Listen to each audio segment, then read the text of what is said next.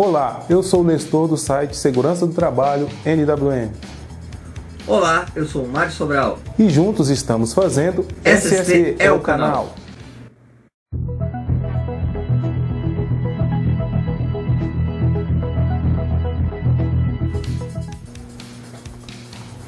Você tem alguma dúvida sobre o PPRA? Nesse programa, nós estaremos respondendo várias delas. E se mesmo após ter assistido esse programa e o programa anterior lhe restar alguma dúvida, deixe a sua dúvida, a sua pergunta no campo de comentários e nós estaremos respondendo. No programa de hoje, nós estaremos falando sobre os mitos relacionados ao PPRA. Estaremos também falando sobre a análise global do PPRA. Então, continue respirando, porque a viagem vai começar. Vai! Nesta sessão, nós iremos falar sobre os mitos do PPRA. Mito: narrativa fabulosa de origem popular, lenda. Representação falsa e simplista, mas geralmente admitida por todos os membros de um grupo. Algo ou alguém que é recordado ou representado de forma irrealista. O mito tem algo de comum com a lenda.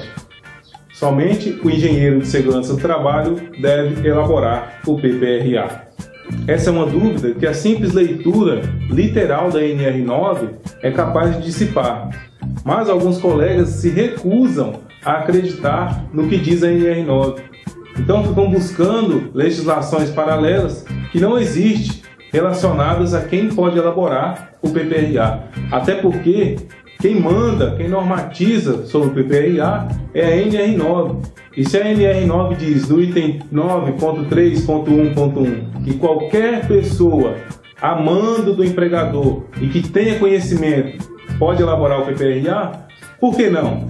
Vários colegas entram em contato comigo e falam: Nestor, mas quem pode elaborar o PPRA? Eu devo observar o que está na NR9? Sim, se quem normatiza o PPRA é a NR9, logicamente, você precisa observar o que a NR9 determina para quem pode elaborar o PPRA.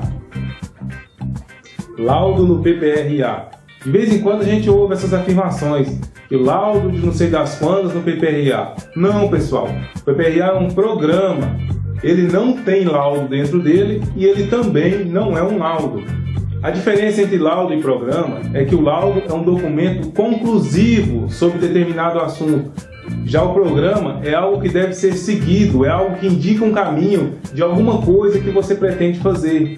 O laudo de insalubridade, por exemplo, ele visa determinar que existe a insalubridade. E ponto. Já o PPRA levanta os riscos no ambiente de trabalho, dita uma série de medidas preventivas e corretivas para a eliminação dos determinados riscos. Você pode revirar a NR9 de um canto a outro, que você não encontrará dentro da NR9 a palavra laudo, porque laudo não existe dentro do PPRA. O que existe são avaliações ambientais, que é totalmente diferente de laudo. Nós já demos aqui a descrição do laudo. As avaliações ambientais é aquelas avaliações que você realiza no ambiente de trabalho, seja elas qualitativas ou quantitativas. Quantitativas envolvem quantidades, é o que você vai fazer com um equipamento, com decibelímetro, para medir o ruído, com luxímetro, para medir iluminação e assim por diante. Já a avaliação qualitativa, ela exprime apenas qualidade. É aquele tipo de avaliação que você faz, por exemplo, com um checklist, citando os riscos presentes no ambiente, mas sem citar a quantidade. ART no PPRA. O PPRA é um programa que é normatizado pela NR9, que é uma norma do Ministério do Trabalho. A NR9, em momento algum, diz que devemos ter ART no PPRA, diz que devemos tirar ART para o PPRA. O que é ART? ART é a anotação de responsabilidade técnica.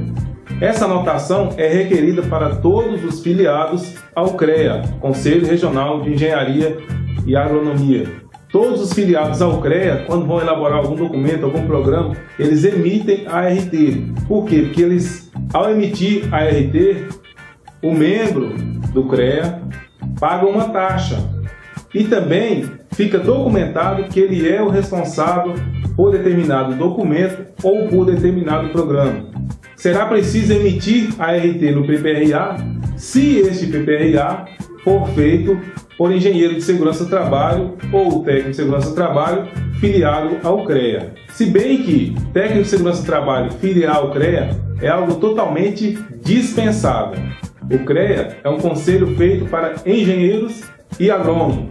Não é um conselho para profissionais de nível técnico. É um conselho feito para uma classe, que nelas não se inclui técnicos de segurança do trabalho. Técnico de segurança do trabalho, quando filia ao CREA, fica meio sem ter o que fazer, porque não existe dentro do CREA normativas definindo o que um técnico deve fazer. Por quê? Porque é um conselho de engenheiros e agrônomos. Então, para fechar aqui, tem que emitir a RT no PPRA se o PPRA for feito por membro do CREA, por alguém filiado ao CREA. O PPRA feito por qualquer profissional que não esteja ligado ao CREA, não é necessário emitir a RT. E o CREA não pode cobrar da empresa que se emite a RT por um determinado documento. Ele pode cobrar a RT apenas dos filiados a ele, até porque o CREA não tem poder de fiscalização sobre as empresas. Quem fiscaliza a empresa no âmbito de saúde e segurança do trabalho é o Ministério do Trabalho e Emprego, através das superintendências regionais do trabalho e emprego. O PPRA deve ser elaborado todo ano. Na verdade, o Programa de Prevenção de Riscos Ambientais deve ser atualizado sempre que necessário.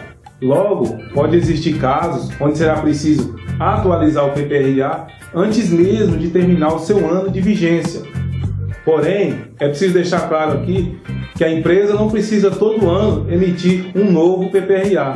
Ela precisa sim, ao final do ano de vigência daquele PPRA, realizar a análise global do PPRA, definindo novas metas e mostrando o que foi proposto no PPRA, que foi alcançado ou não. Bom, sobre a análise global do PPRA, eu vou deixar que o Mário Sobral vai falar mais sobre esse assunto. Siga agora com a nossa programação.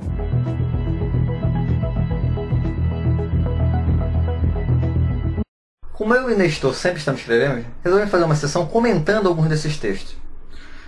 Nesta sessão vou comentar o texto Avaliação Global do PPRA, que eu publiquei na edição 95 do Jornal Segurito. Deixa eu ler um pequeno trecho desse texto. Acredito que o PPRA seja o documento mais elaborado na área de segurança do trabalho, infelizmente com diversas falhas e vícios. Uma das falhas frequentes é a questão de não ter análise global. Eu mesmo já cometi essa falha no passado. Mais um trechinho. A análise global nada mais é do que o balanço final do documento, justificando o que não se deu certo e indicando os novos prazos. Ou seja, essa análise global é uma justificativa. Olha, não consegui fazer tal item e agora nós vamos ter que justificar em relação a isso. O que mais? Detalhando um pouco mais, você sabe que o PPRA tem por base antecipação, reconhecimento, avaliação e controle. Pois bem, todas essas etapas deveriam ter suas ações indicadas no cronograma do documento. A gente não tem o hábito de fazer isso. Antecipação, reconhecimento, avaliação e controle são etapas do PPRA. E eu vou ter que fazer, né? Então, a antecipação e reconhecimento não tem muita desculpa. Eu não posso dizer que eu não fiz antecipação. Coloco lá no meu cronograma que determinado período foi o período de avaliar o que poderia acontecer, antecipar os problemas. No período de tal a tal, realizei o reconhecimento. Essas duas etapas, a gente não tem muita desculpa para dizer que não fez. A etapa seguinte é a avaliação. A avaliação pode acontecer de algum item, sei lá, eu tive problema com um fornecedor e não consegui fazer toda a avaliação química, e aí eu vou justificar o que aconteceu e jogar para o ano seguinte. O controle é o mais complicado de todos. Por quê? Porque o controle vão ter mais ações, teoricamente é o que tem mais ações. Digamos que eu tenha no meu cronograma 30 ações. Como é que eu vou justificar não fazer alguma ação? Primeira coisa que eu tenho que fazer é estabelecer um critério de prioridade. Pode ser, por exemplo, de 1 a 3, de 1 a 5, onde 1 é uma ação que eu não posso deixar de fazer e 3, por exemplo, é uma ação que dá para deixar. Lógico, eu não posso deixar todas de número 3 para o ano seguinte. Então o que eu vou fazer? Eu tenho lá 80, 40, tantas ações. Eu vou realizando e aquelas que eu não consegui realizar, eu vou justificar. Por exemplo, eu tinha uma ação de substituição das placas de sinalização de EPI. É uma ação que eu atrasei, vou justificar porque antecipamos o período de férias coletivas, teve um problema no mercado, tivemos que antecipar o período de férias coletivas e em função disso acabamos atrasando. Mas o orçamento já está pronto, o fornecedor já está ciente e vamos fazer no início do ano que vem. Ou seja, já tem toda uma programação e eu estou justificando a não realização daquele item. Uma dica seria colocar nessa avaliação global um percentual de realização. O ideal é 100%, mas se eu conseguir realizar 90%, 95%, é um bom percentual também de execução. Espero que tenha entendido o que é essa análise global. E agora é com você, Nestor. Nosso programa está chegando ao fim, mas não se desespere. Na terça que vem tem mais. Aproveite esse tempo para conhecer mais do meu trabalho e do trabalho do Mário Sobral. Dê uma vasculhada na internet aí e você vai encontrar muita coisa boa que tanto eu como o Mário temos feito. Não esqueça de curtir esse vídeo, não esqueça de compartilhar nas suas redes sociais e não esqueça de fazer aquele comentário avaliando este vídeo. Continue respirando. A gente se vê, hein? Tchau!